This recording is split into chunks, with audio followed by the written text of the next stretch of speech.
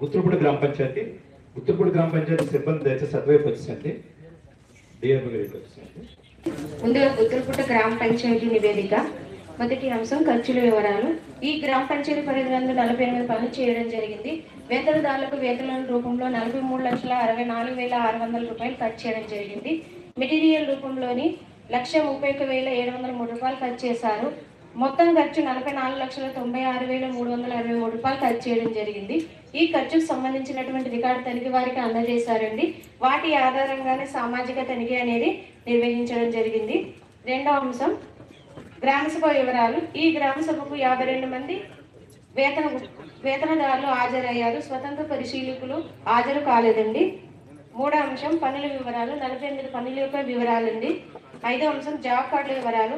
ఈ గ్రామ పంచాయతీ పరిధినందు 295 జాబ్ కార్డులు అనేది మంజూరు చేసి ఉన్నారు. 248 జాబ్ కార్డులు వాళ్ళు పనిచేశారండి.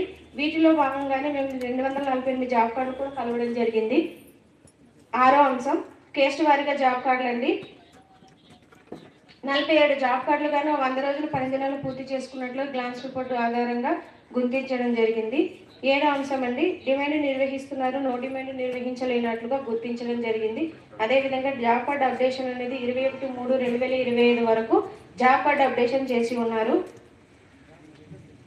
తొమ్మిదో అంశం సార్ పని వద్ద సౌకర్యాలు అనేది కల్పించట్లేదని తెలియజేయడం జరిగింది.